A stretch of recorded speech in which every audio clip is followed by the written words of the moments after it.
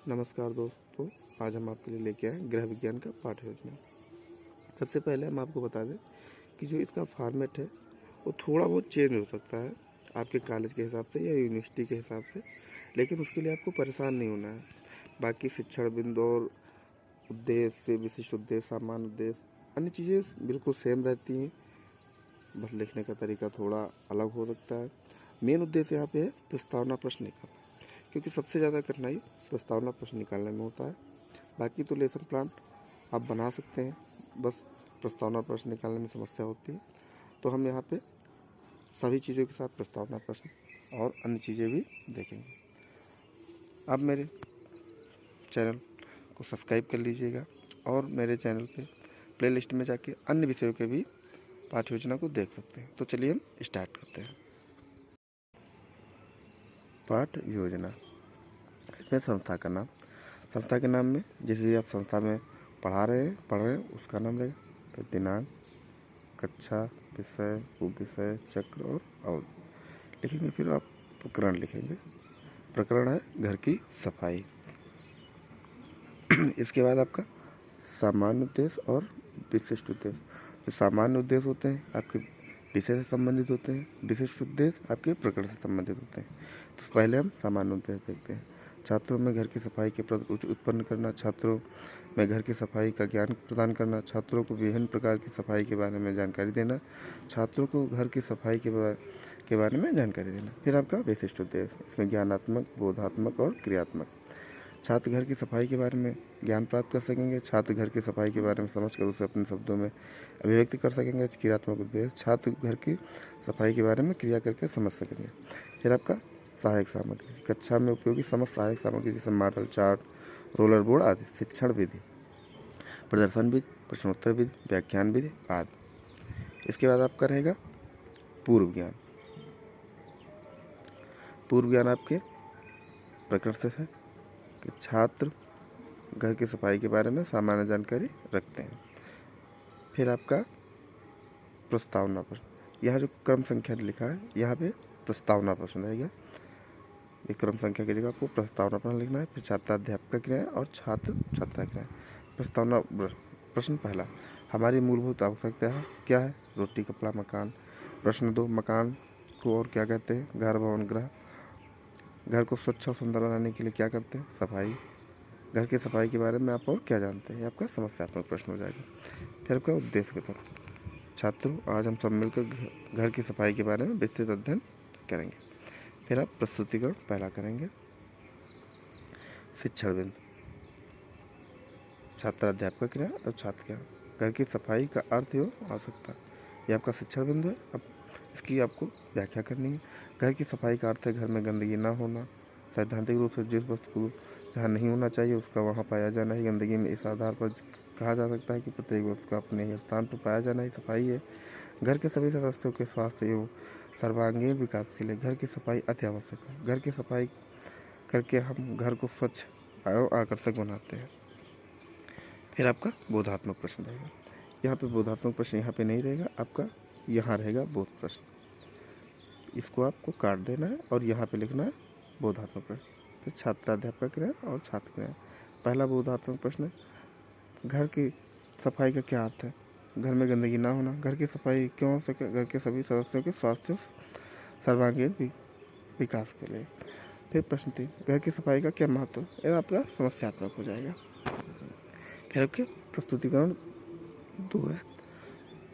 इसमें भी शिक्षण बिंदु, छात्राध्यापक क्रिया और छात्र क्रिया। घर की सफाई का महत्व, घर की सफाई को हम सबके लिए अत्यंत महत्वपूर्ण। घर की सफाई के महत्व के मुख्य बिंदु इस प्रकार हैं, जैसे घर को सुंदर बनाने के लिए, कीटाणुओं को पनपने से रोकने, जीवन स्तर को ऊंचा बनाने के लिए घर को स्वच्छ बनाना है, साथ ही साथ आगंतुक के द्वारा प्रशंसा आदि।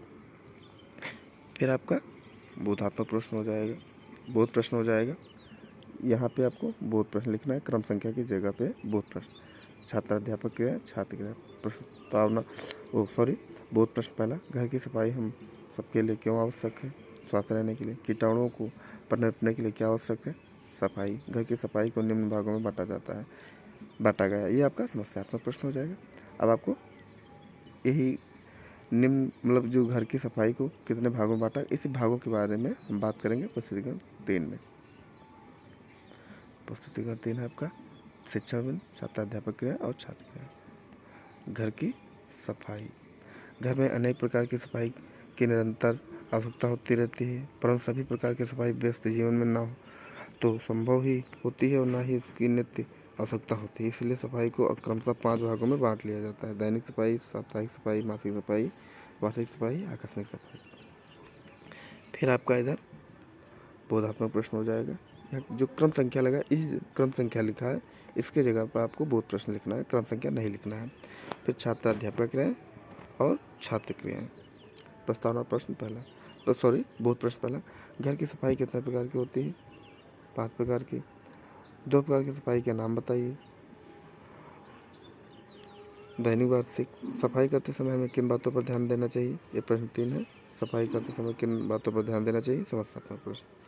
फिर आपका प्रस्तुतिकरण 4, छात्र अध्यापक क्रिया और छात्र क्रिया। सफाई करते समय ध्यान देने योग्य बातें। घर की उचित प्रकार से सफाई करते समय निम्नलिखित बातों को ध्यान देना चाहिए: योजना पूर्व सफाई, उच्च स्तर की सफाई, परिवार के सदस्यों का सहयोग, गंदगी कम करना, सार्वजनिक स्थानों पर गंदगी ना फैलाना आदि। फिर आपका श्याम पटकार। चौथे प्रस्तुतिकरण के बाद आपको श्याम पटकार करना है। इसमें श्याम पटकार ऊपर लिखेंगे और आपको मुख्य बिंदु ना भी लिखे तो कोई दिक्कत नहीं, यहाँ पे नहीं लिखना। और अपने प्लान में ऐसे कॉलम बना होता है, ऐसे जो कभी कॉलम बना होता है, तो आपको यहाँ पे श्याम पटकार लिखना है। और उसके बाद यहाँ से लेके और यहाँ तक एक ब्लैक चार्ट में जो भी मेन बिंदु होते हैं ब्लैक बोर्ड पर लिखने हो, उनको उस ब्लैक चार्ट पे लिख के और ऐसे ही उसको अपने प्लान में चिपका देना है, आपका श्याम पटकार हो जाएगा। फिर निरीक्षण कार्य। निरीक्षण कार्य में छात्र अध्यापक छात्रों को श्याम पट पर लिखे गए तथ्यों को उत्तर पुस्तिका पर लिखने का आदेश देगी और स्वयं कक्षा में घूम कर निरीक्षण करेगी। फिर आपका पुनरावृत्त प्रश्न आएगा। क्रम संख्या की जगह पुनरावृत्त प्रश्न करना है यहाँ पे। छात्र अध्यापक क्रिया, छात्र क्रिया। पहला पुनरावृत्त प्रश्न, घर को आकर्षक बनाने के लिए क्या आवश्यक है? घर की सफाई। घर की सफाई कितने प्रकार की होती है? 5 प्रकार की। कोई 3 प्रकार की सफाई के नाम बताइए। वार्षिक सफाई, दैनिक, साप्ताहिक, मासिक। प्रश्न 4, वर्ष में एक बार होने वाली सफाई को क्या कहते हैं? वार्षिक सफाई। फिर आपका गृह कार्य रहेगा। गृह कार्य, छात्र अध्यापक छात्रों घर की सफाई के बारे में पढ़कर तथा घर की सफाई के बारे के प्रकारों को लिखकर लाने का आदेश देगी। फिर आपका समालोचना लिख के आपको छोड़ देना। जब आप टीचिंग करेंगे तो आपके टीचर या जो भी चेक करेंगे उसमें समालोचना लिखेंगे।